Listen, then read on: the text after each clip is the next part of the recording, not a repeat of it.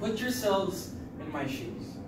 As I walk along EDSA, either because I'm commuting home, or switching station, or even just mall hopping from Galleria to Mega Mall, every once in a while I would stumble upon this small landscape campaign ad with beautiful graphics that says, "It's more fun in the Philippines."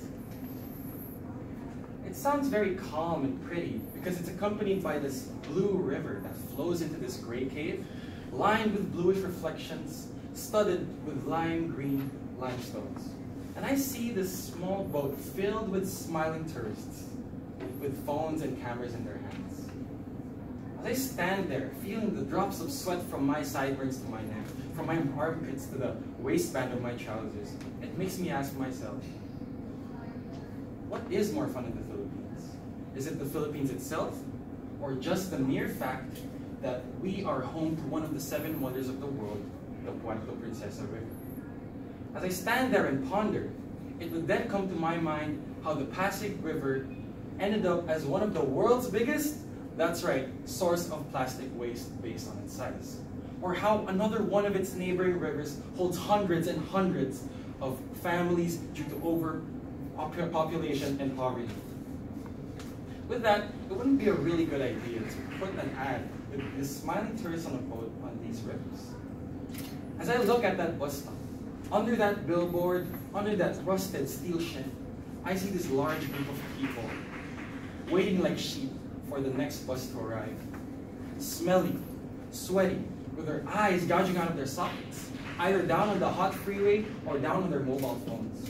These are the same people that struggle to travel to work during the rainy season, while someone like me, a student, simply waits for another tweet from Pagtasa solely because I have an essay due the next day. It sounds like I'm waiting for someone to get me out of my own misery, the same way we let the hundreds and hundreds of volunteer workers pick up the trash that we left behind 5 minutes ago. And it's ironic that we live in a city that has been brought about by nature ever since the earliest civilizations. It's a shame that we are taking all of this for granted because the world was never ours in the first place.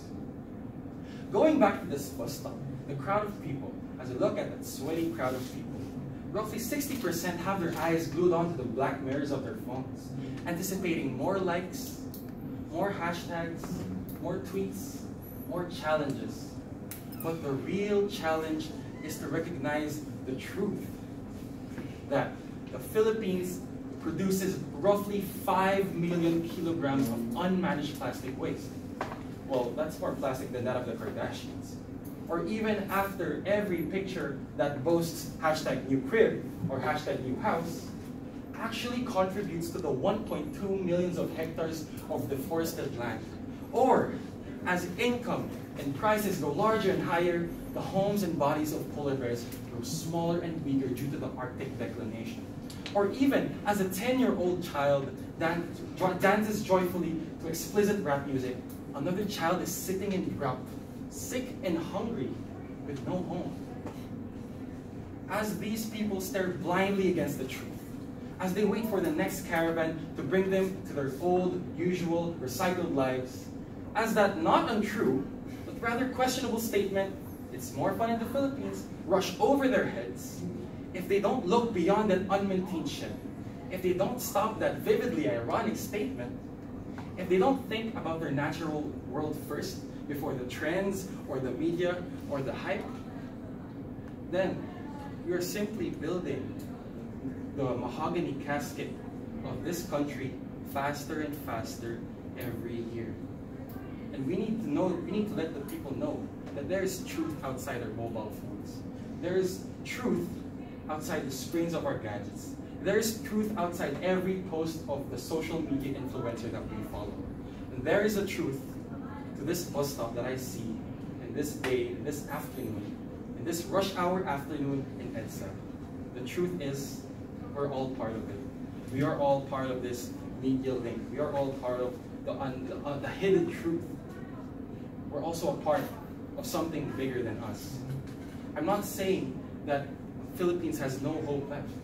I'm just saying that this is a great nation. And the truth is, we can still change it. Thank you. Judges, you have 2 to 3 minutes to ask questions. So are you completely against the commercialization of the beauty, the natural beauty of the Philippines? I'm not completely against it. Well, like I said, not untrue, but rather questionable. There's always this plot hole. There are always plot holes in ads. That's why I said it's a great nation, because there's still time to change it. And even though there's nothing wrong with tourism or the ads for tourism, I always see that it can be better. It's more fun in the Philippines. We've been living in it for years. So if the Philippines just looks at the real facts around us, just like the rivers, the dirty shores, just like the Manila Bay that has been cleaned, it's a progress that we are changing. It's going to be really more fun in the Philippines soon enough. So what's truthful advertisement? Well, it's advertising. So I wouldn't say that it is more fun in the Philippines.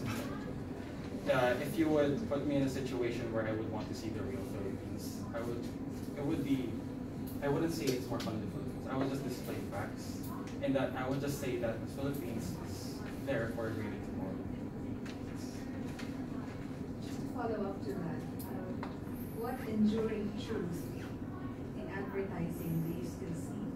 I'm just saying that for me, for my own eyes, as I see these ads, they're not really showing that it can be more fun in the Philippines because it's tourist. These are advertisements. We use advertisement as advertisement. We pay for advertisement for more income. So maybe that's one of the truths that I see, is that maybe they're just commercializing the world records that we have, Puerto Princesa. If they can show that we have also other wonders, that's another truth that they can find. It's not always the Puerto Princesa. It's not always, just the ones that are recognized by the whole world. Well, if you recognize that we have a really nice forest somewhere in the world, it's going to be part of it. What's the single most effective action we can do first? Correct. Well, because since, in this generation, we are a very linked generation, but we're not linked in a way that we're connected to each other. We're linked in a way that we're blinded against each other. We have the social media, we have our Facebook and Instagram accounts, but then it's filled with just, unnecessary posts. We don't need to know that someone ate a burger today. We don't need to know that this celebrity bought a new pair of shoes. We just want to know that if people tell each other that we can still change, it can be still changeable. And just for an example, the government initiated Manila Bay cleanup. That's a start. If it's government initiated and a government is made up of groups of people, then people can tell other people to initiate other cleanups as well. So that's one of the first actions, to initiate, not just wait for someone to tell us. Thank you, judges. The speaker spoke 4 minutes and 57 seconds. Thank